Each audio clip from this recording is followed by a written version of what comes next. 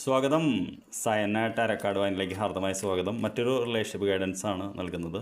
താങ്കൾക്ക് ടാരോ പഠിക്കണം എന്ന് ആഗ്രഹമുണ്ടെങ്കിൽ ടാരോ ഒന്ന് കോമൻറ്റ് ചെയ്താൽ മതി. അപ്പോൾ താങ്കൾ ആലോചിക്കുന്ന വ്യക്തി താങ്കളുമായിട്ട് ഇപ്പോൾ ആശയവിനിമയം നടത്താൻ സാധ്യതയുണ്ടോ എന്നാണ് ഞാൻ ടാരോട് ചോദിക്കുന്നത്. അപ്പോൾ താങ്കൾക്ക് ഞാൻ 2 ചാൻസ് തരുന്നു. ഒന്ന് കാർഡ് എ, 2 കാർഡ് ബി. 2 കാർഡുകൾ താങ്കൾ തന്നെ ചൂസ് ചെയ്യണം.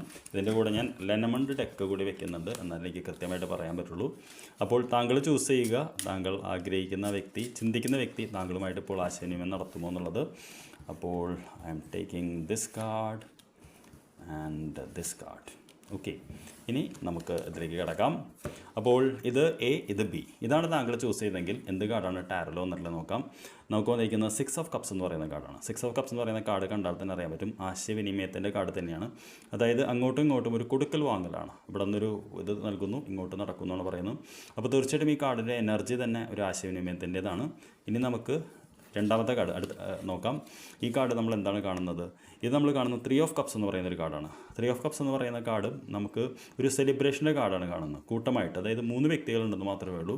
അപ്പോൾ ആശയവിനിമയം നടത്താനുള്ള സാധ്യത എന്താ പറയുക ഇവിടെ ഉണ്ടോയെന്ന് ചോദിച്ചു കഴിഞ്ഞാൽ ഇവിടെ 3 വ്യക്തികൾ ആസ്വദിക്കുന്നതുകൊണ്ട് ഈ വ്യക്തി ഇപ്പോൾ സ്വന്തം ലോകത്താണെന്നാണ് നമ്മൾ മനസ്സിലാക്കുന്നത്. അതായത് ആ വ്യക്തിക്ക് കൂട്ടുകാരുണ്ട്, കൂട്ടുകെട്ടുകളുണ്ട്.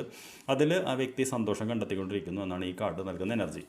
ഇനി എന്താണ് ഇതിൻ്റെ കൂടെയുള്ള ഗൈഡൻസ് നമുക്ക് നോക്കാം. നമുക്കിവിടെ വന്നിരിക്കുന്നത് ആങ്കർ എന്ന് പറയുന്ന കാർഡാണ്.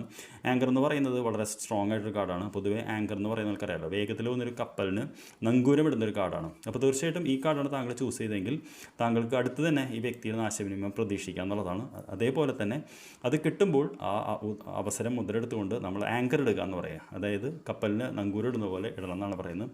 ഈ വ്യക്തി സ്വന്തം ലോകത്താണ് നിൽക്കുന്നത്. നമുക്ക് നോക്കാം എന്താണ് ഗൈഡൻസ് എന്നുള്ളത്.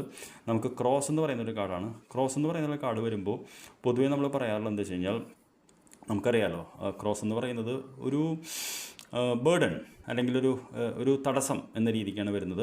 അപ്പോൾ ഈ കാർഡിൽ തന്നെ എഴുതിയിട്ടുണ്ട് that means the sufferings increases എന്നാണ് പറയുന്നത്.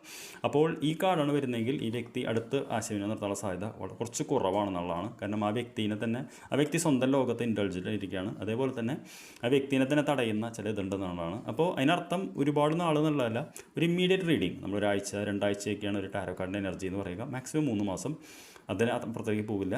അപ്പോൾ thank you very much for watching. നമുക്ക് സൗകര്യം പോലെ കാണാം. Thank you.